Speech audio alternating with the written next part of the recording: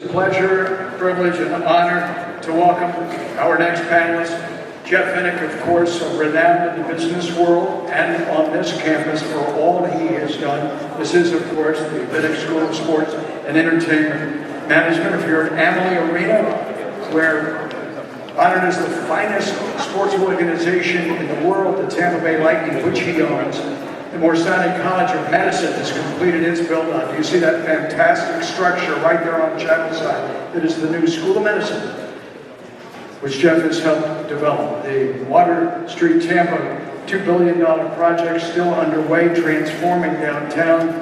And as well here, he is very involved in eSports. Is Jeff the founder chairman of aXiomatic Gaming? And with him, to moderate this, the Vice President of New Ventures from the Vinik organization, Tampa Bay Sports and Entertainment. Please a very warm welcome this afternoon, Matt Samost, Jeff Vinik.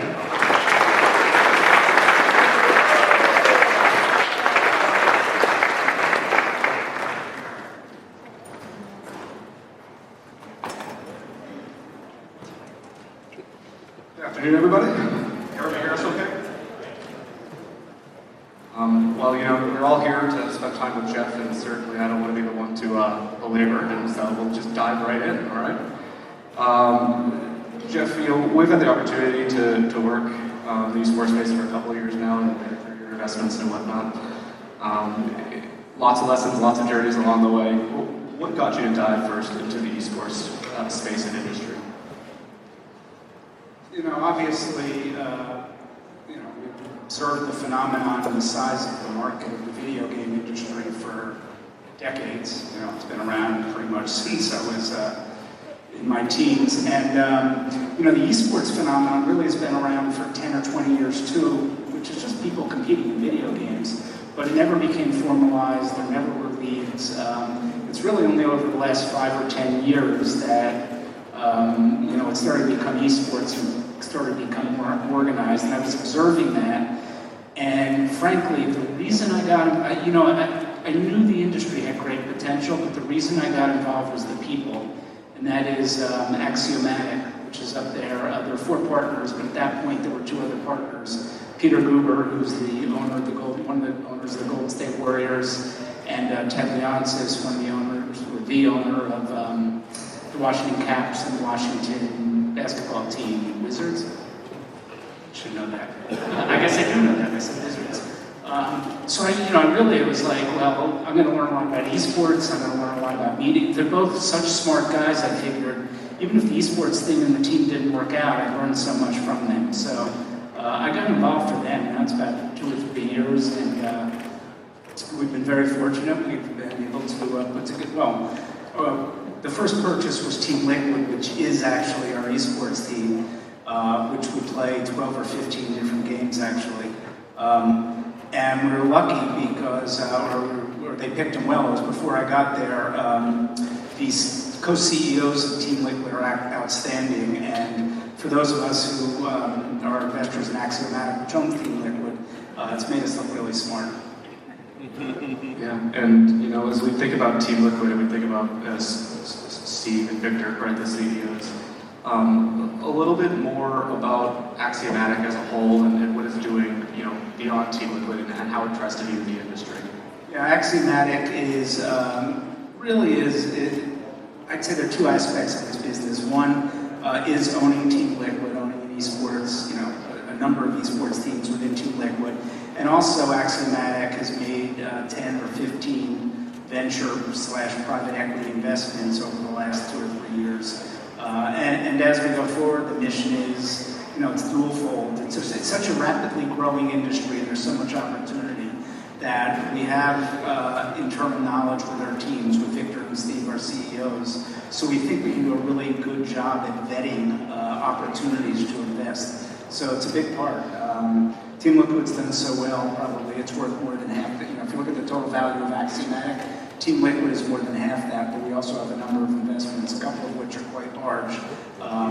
The company Epic Games, who is the publisher of Fortnite, they are our largest non-Team Liquid investment.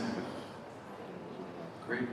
I think part of the journey has also been about the learning, right? And when you invest in something, you get the opportunity to follow the journey, learn, and have the ups and downs alongside that. One of those learnings, I think, is from the actual experience. So talk about your first experience going to the International in Seattle in 2017. The easiest way to learn something when you're now 60 years old is to hire somebody who is less than half my age and have him teach me. Somebody like Matt, as a matter of fact. What was the question? And he's done a great job. Although if I come across bad, it's his fault. Well, I'm coming across really good right now, so we're off to a great start. What did you learn when you went to the International about the community and kind of what comes out of a great esports event? Yeah, sure. So shortly after I bought my portion of aXiomatic, the International was one of the major tournaments that occurs each year. It's Dota 2. Dota. Let's Hestley here. Dota. What does Dota stand for? Aliens, Dota, Dark Side. What does Dota stand for? Somebody in the crowd? I know the answer, so I'll tell you if you're right. How about right over there? Defense of the Aliens? Defense of the Ancients. Ancients. Two. Well, I got the two part. Yeah. So, I'm flunky. So anyway, went to the International, and it was an incredible event. I mean, the building was packed. It was in Seattle at the time, which is a hotbed of esports activity. And, the best story I remember from that is, and our guys, Team Liquid won that. And by the way, it's by far the most amount of money. It was like 10 to 15 million of prize money, which the players all keep, which is unique to the Dota 2 game and the format of the International. But the one, watching them play, Dota 2, or League of Legends, is a pretty complicated game. I am not a gamer. So all I know, I watched like 40-minute game or something like that. The next day they hug each other, and it's like, I think we won.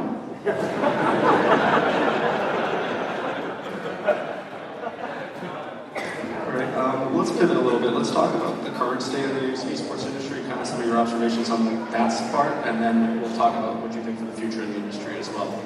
Yeah, Michelle Harrell, who I think when they're writing this up, called this, that we're operating in the era of the wild, wild west.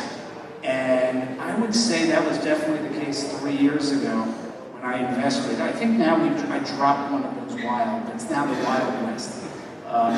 The industry has, I don't want to say it's matured, but it has advanced from almost inception merging to further along. We now have franchises and official leagues within, both for League of Legends and for Overwatch, and Call of Duty is coming, which is also Activision Blizzard. So there's been progress there. The business side of esports has taken off.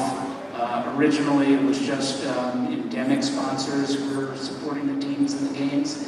Now Coke and General, you can find the same sponsors who are supporting NFL or NHL or otherwise now supporting esports teams and esports games. It's quite amazing how that's progressed and how fast the industry is growing. So it's been a huge amount of progress. What's interesting about esports is, and we talk about this a lot with our team, obviously playing hockey or playing football is a different sport than playing video games. But by the way, as I've been taught, Dota 2 is a different sport from Overwatch, which is a different sport from Rocket League. These are different sports. It's not just different games. These are different sports, and we're in a lot of other sports. But now I forgot the thought I was going to say. I know what I was going to say. Do I know what I was going to say? Sorry. What was my main point here, Matt? I think the combination of the quality of differences in the games. I know what I was going to say, yeah. The quality and the organization's got much better. But what I was going to say, sorry about that. I resumed my keto diet about 5 days ago. And in the middle of the afternoons, it's really hard to function. So, should have had a cup of coffee at least. Now I got to remember what I was thinking about. I lost myself. got it. They're all different games. It's different than hockey. It's different than football. But the ironic part about it is the revenue streams are very similar, whether it's media, whether it's sponsorship, whether it's tickets to events. It's actually very similar to traditional sports. And that's why we're pushing within our team to actually bring in some business people on the traditional sports time to help us grow even quicker. I mean, I've never been involved in an early stage investment before where we have actually beaten revenue targets in the first 2 or 3 years. So, we're doubling every year, so it's been a remarkable run. There's a lot of learnings too that can come out of it from the sake of learning the different revenue streams that may exist in esports. Yeah, content exists and sponsorships exist and ticketing exists, but they go about it a different way, and they go about it from a different personality perspective and things like that too. And really tapping into influencers and all that comes with Twitch, and the team with Twitch relationship. But as you think towards the future here, what really takes this industry, esports, to the next level? What are the next things that need to mature to go from Wild West to just the West? Yeah, I mean, there's natural growth going on about 30-40% a year of the number of people who are playing or watching actually esports games, and that becomes more organized. But part of one thing that is, I'd say one thing that is more bigger characteristic of esports than traditional sports is the focus on individual players. And, there's a whole industry of players who play games who literally play games and tweet during the games, or they're on Twitch. They're, run of mouth. And there are sponsors that support them. These are individual players. Then there are players on our team that also we can get sponsorships for. So I think that is a unique aspect. But there's, as the non-endemic sponsors come forward, as leagues get more organized, as teams get more professional, and there is some turnover going on now with teams, as some of them aren't run as well, and there are opportunities to purchase. One of our games, our players are actually disbanding and going off on their own. And that's one thing about this sport. They're almost free agents every year or two. So one thing that we've been excellent at, I give Victor and Steve, our CEOs, a lot of credit, is they've done a great job of going out and recruiting players. And now that Team Liquid is one of the top brands in the industry in the world, players want to play for us. So it's kind of like the flywheel effect we have going on here. It's a good thing for us. And it's no different than traditional sports, right? You have Julian with the hockey team and trying to make sure that he brings in the best players and builds the best team he can, and that's what Steve and Victor continue to try to do with all their titles. So. Absolutely, except the contracts are shorter because I don't know what they burned out, but they don't have the reflexes by the time they're 26, 28, something like that. I mean, the careers are short. I'd be retired. That'd be nice. Talk about the Tampa Bay region, something that you obviously care about greatly a little bit, and where do you see, from maybe more of a grassroots perspective, the industry trying to grow here locally, and how we continue to make this group come together and kind of have that rising tide? Yeah, I mean, first of all, conferences like this are fantastic. Getting the word out, getting more people involved. For the Lightning, we're involved with the Shell Challenge that goes on every spring. We've done it for 2 years, our third year is coming up, and that's the game of hockey, EA, is it? Sports NHL competition with that. And the Lightning's going to get more involved and support other eSports endeavors and initiatives in the area. And just keep watching and stay alert, and opportunities are going to come along. Anything else we didn't cover you want to address with the group? Any other thoughts related to the esports industry that you really, your favorite learning you've had along the way? My favorite what? Learning. What's the best thing you've learned? What's the best thing I've learned? It's interesting. Much of the talent, I'd say Asia is the center of these sports. Korea and China specifically. We have, I think, here's something interesting, and we don't market this enough. I believe across all of the teams and all the players on Team Liquid's games, I think we probably have somewhere between 75 and 100 players total.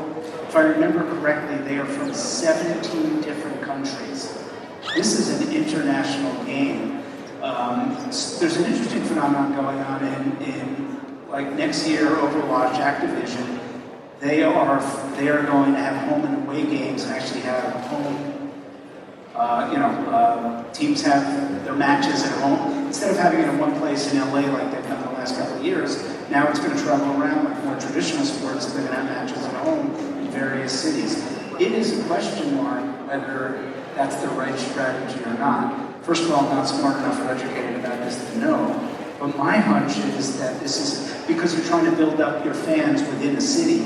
When I think about Team Liquid, we want to build up our fans not in Tampa Bay or some area. We want our fans around the world. This is an international game, and it's streamed over the internet on Twitch, so people can watch it and listen and support anywhere in the world. So I don't know about this city going in that direction.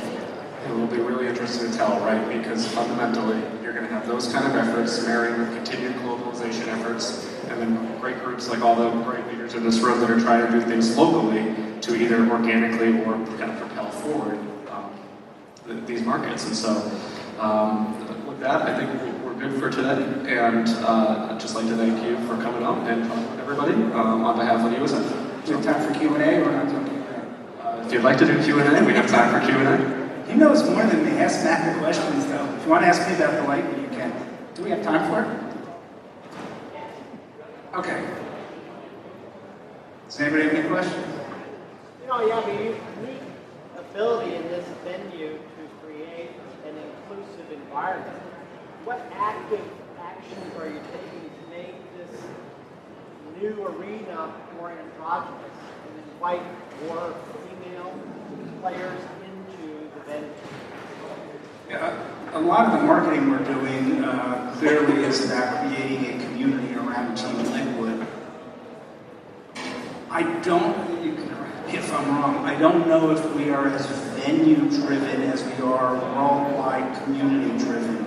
But, you do go to events. Fortnite did a major event in New York at US Open. Yeah, Flushing Meadows, where the US Open is tennis open. And there were a ton of Team Liquid fans there, and obviously, our team is there, and our administration, our coaches are there, and trying to, create more and more buzz and et cetera.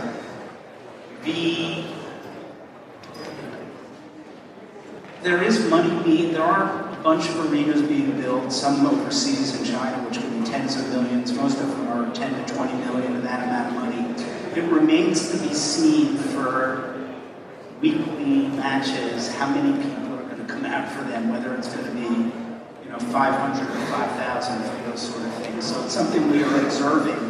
I don't feel the need to take the risk of building an eSports arena right now, exclusive eSports arena, but perhaps we will get there at some point in time. Orlando, I believe, are they building one in Orlando? Portland. Yeah, Full Sail has their own venue, which is great. But I think that's the point, right? Is that it fundamentally has to come in that low and slow organic way. You can't just over capital infuse maybe to make it happen, and that's the measure of growth of the industry. Hello, Matt. Thanks for the mic. My name is Joel Sylvain, Matt's Italian Enterprises. My question to you is, in establishing this ecosystem, how do you see that supporting even tourism? So let's say, for instance, in terms of, you're not saying that you want to make this global for Tampa, but in terms of having so many international players, being able to highlight Tampa as a place to move to, how can that help that ecosystem?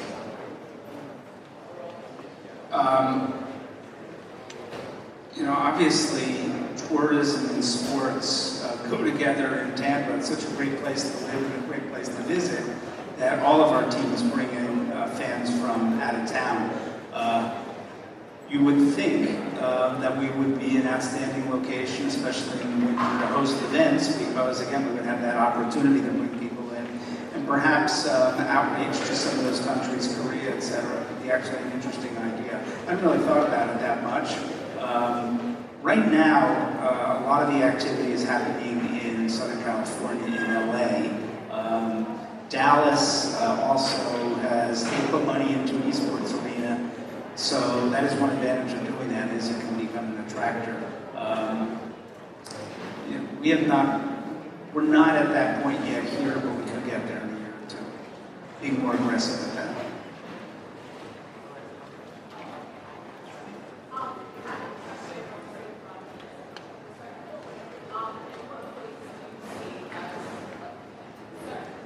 In what ways, and me speaking from the perspective of an educator, can we implement, say for example, esports or video gaming in education, because gaming actually serves as one of the #1 gateways or pipelines to computer science and other areas of STEM for K-12 education.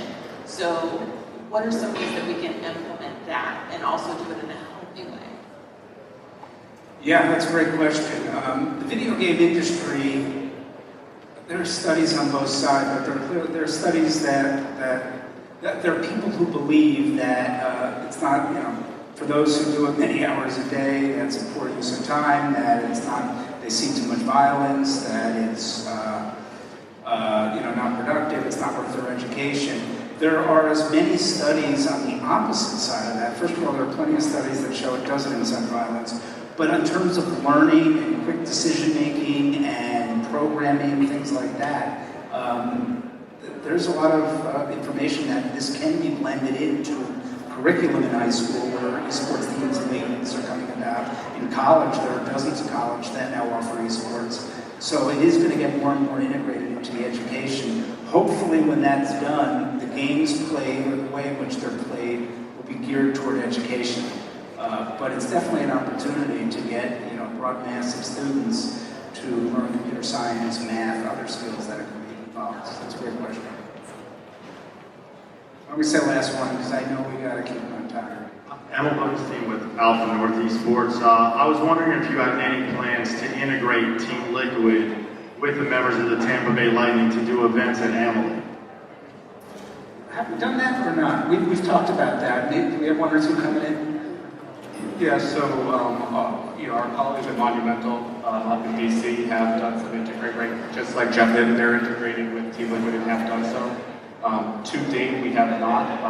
I'd invite you to listen in for some teaser stuff at 4:30 this afternoon when our colleague Patrick Apps comes up on stage. And he can talk a little bit more about what we're going to be rolling out here. It's not going to be necessarily direct integration with Team Liquid, but the opportunity for us to do a bit more and get more involved in the space and try to bring those things together. Well, thank you all for listening.